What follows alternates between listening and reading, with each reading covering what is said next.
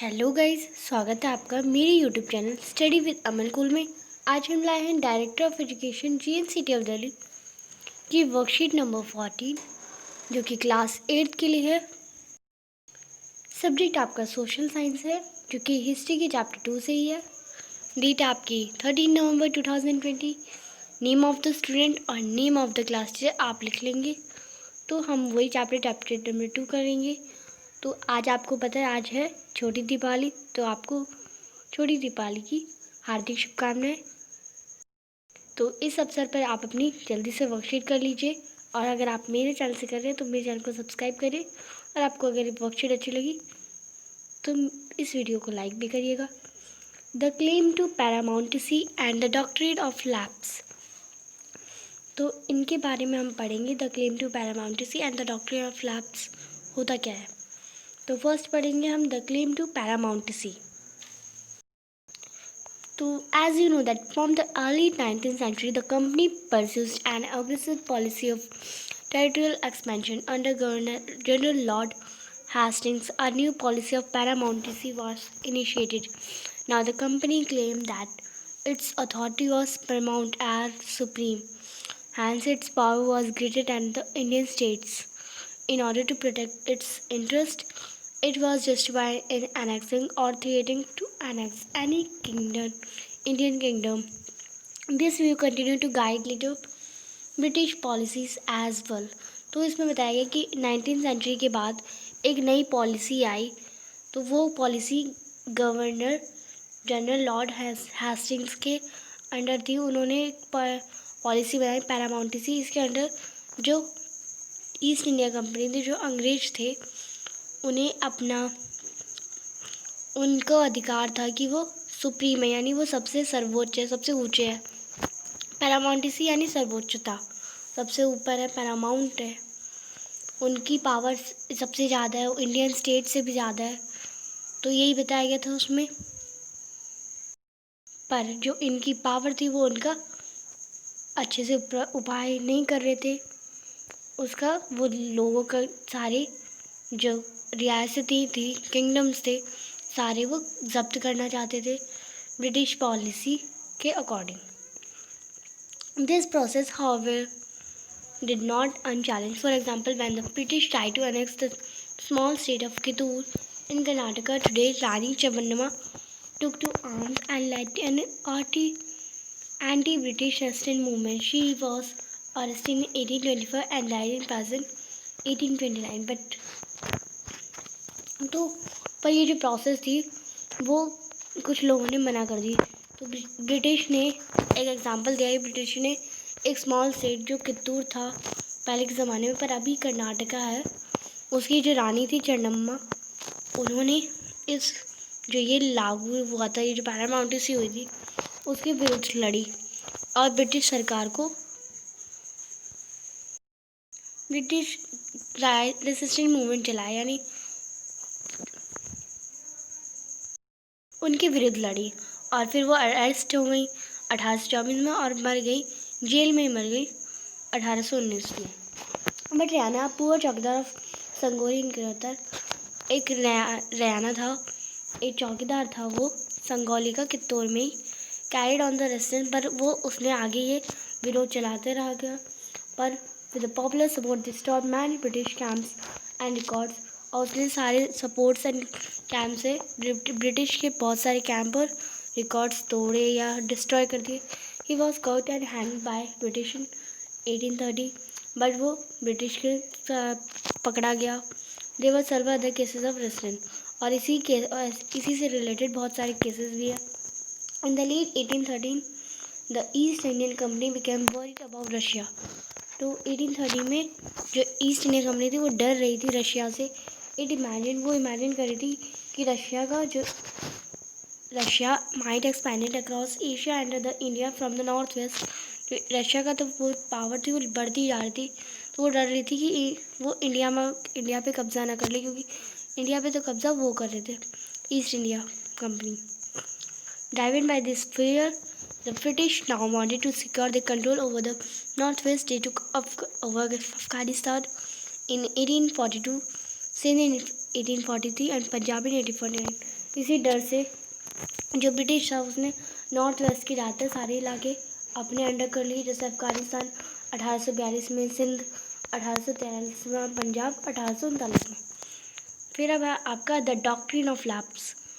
तो इस वीडियो में हम एक ट्रिक सीखेंगे, तो वो ट्रिक देखते हैं आगे क्या होगी। तो आप वीडियो ज़रूर पूरी देखिएगा। The final wave of annexation occurred under Lord Dalhousie, was the Governor General from 1848 to 1856. He advised a policy that came known as the Doctrine of Lapse. The doctrine declared that if an Indian ruler died about a male day, her kingdom would lapse. This becomes part of company territory. One kingdom after another was annexed simply by applying this doctrine. सालता 1848, सालमपुर 1850, Udaipur 1852, Nagpur 1853 and Jhansi 1854. Finally, in 1856, the company also took over Awadh. This time, the British had an added argument that we were obliged by duty to take over Awadh in order to free the people from the misgovernance of the Nawab, urged by the humiliating ways in which the Nawab was deposed. The people of Awadh joined the great revolt that broke out in 1857. तो फिर आया the doctrine of lapse आया। Doctrine of lapse में जो governor थे Lord Dalhousie, उन्होंने 1848 से 1856 में उन्होंने एक नई पॉलिसी लाई। उस पॉलिसी में था कि जो अगर कोई राजा का पुत्र नहीं होगा, अगर कोई उनका बेटा नहीं होगा, तो जो उनकी राजा के मरने के बाद अगर उनका कोई बेटा नहीं होगा, कोई जो उनका वारिस होता है वो बेटा नहीं होगा, बेटी होगी, तो उनसे पूरा राज्य छीन लिया जाएगा और वो ब्रिटिश के पास चला जाएगा। तो ऐसे धीरे धीरे सारे जो राज्य थे वो छीनते गए, जैसे सतारा, सबलपुर, उदयपुर, नागपुर, झांसी, ऐसे सारे छीनते गए। और 1856 में वो अवध को भी जा रहे थे लेने, पर इस बार उनके पास एक आर्ग्यूमेंट था, क्योंकि उनके पास ये ड्यूटी थी लेने की, क्योंकि ब्रिटिश सरकार के पास ये पॉलिसी के अकॉर्डिंग चल रहे थे वो, और उन्हें ये करना ही था। तो ना ये ब्रिटिश का था ये पॉलिसी, और ये ना ही इंडियन किंगडम्स के लिए, बस वो ब्रिटिश के अंडर आ जाती थी या एडेड हो जाती थी। तो अब आपके आते हैं क्वेश्चंस। तो फर्स्ट क्वेश्चन आपका, what was the claim to paramountcy under whose leadership the claim to paramountcy was declared. तो फर्स्ट क्वेश्चन का आंसर आपकी वर्कशीट से ही आया है, तो आप इसे नोट डाउन जल्दी से कर लीजिएगा।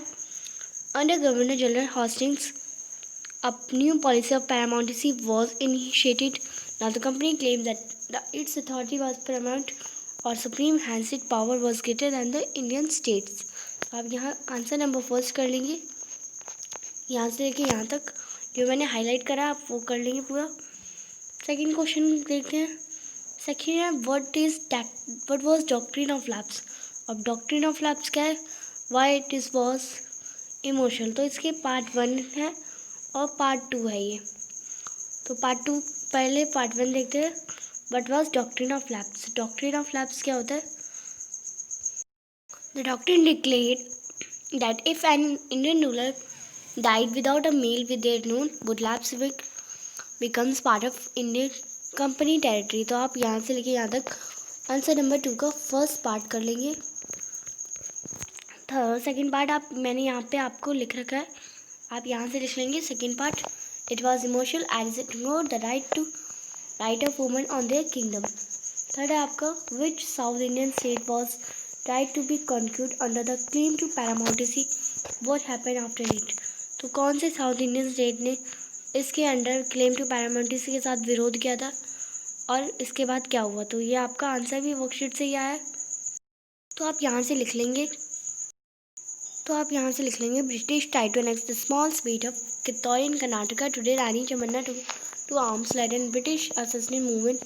She was arrested in 1824, यानी उसके बाद वो अरेस्ट हो गई और मर गई 1829 में। तो आप यहाँ से लेके यहाँ तक आंसर नंबर 3 कर लेंगे। तो ये आपका पूरा ही आंसर है। तो मैंने आपको वर्कशीट से आया था, तो मैंने आपको हाईलाइट करके दिखा दिया। फोर्थ क्वेश्चन है आपका, why East India company was afraid of Russian influence. तो East India company Russian influence से डरती क्यों थी? तो आप आंसर यहाँ से यहाँ तक कर लेंगी। ईस्ट इंडिया कंपनी इसलिए डरी थी, east India company become worried about Russia, it imagined that Russia might expand across Asia, enter the India from the northwest. Driven by this fear, the British now wanted to secure their control over the northwest. तो ये आपका answer number 4 है, आप इसे पूरा कर लेंगे। तो क्वेश्चन नंबर 5 देखते हैं। क्वेश्चन नंबर 5 है, if you would be A citizen of Kittur, why should we you revolt against the East India Company? तो आंसर करते हैं। तो 5th क्वेश्चन का आंसर लिखेंगे, if I would be the citizen of Kittur, I revolt against the East India Company because of their paramount policy, which is injustice. This policy make them supreme leader. तो मैं इसलिए क्यों करता, क्योंकि ये policy उन्हें एक लीडर बना रही थी हमारा, और ये पैरामाउंटेसी जस्टिस नहीं था, ये हमारे लिए न्याय नहीं था, इसलिए। तो आपका 5th क्वेश्चन का आंसर था। 6th क्वेश्चन देखते हैं। 6th question and last question है आपका, the claim to paramountcy and the doctrine of lapse show which kind of thought of British। तो ये कौन कौन से थॉट दिखाते हैं ब्रिटिश के? तो करते हैं इसका आंसर। तो आप लिख लेंगे, the claim to paramountcy and the doctrine of lapse show only hunger of British company for annexation of all territory which are left. तो ये आपका क्वेश्चन नंबर 6 था। आज की आपकी वर्कशीट कंप्लीट होती है। आज की आपकी वर्कशीट का क्वेश्चन है, आप मुझे कमेंट सेक्शन में बताएंगे, जो लॉर्ड डलहौसी थे वो कब तक थे गवर्नर, वो कब तक जनरल गवर्नर रहे थे? तो आप मुझे ईयर बता देंगे, कौन कौन से ईयर से कौन कौन से ईयर तक रहे थे। तो ये आप मुझे कमेंट सेक्शन में बताएंगे। आपको उसी लाइन में जहाँ डॉक्ट्रिन ऑफ लैप्स के बारे में बताया गया वहीं पे है। तो आपको जो आपकी एक और वर्कशीट आई है साइंस की, वो भी मेरे चैनल पे अपलोड है, प्लीज़ उसे भी देखिएगा। और इस त्यौहार के अवसर पर मेरे चैनल को सब्सक्राइब करिएगा, इस वीडियो को लाइक करिएगा। Thanks for watching video, bye bye guys.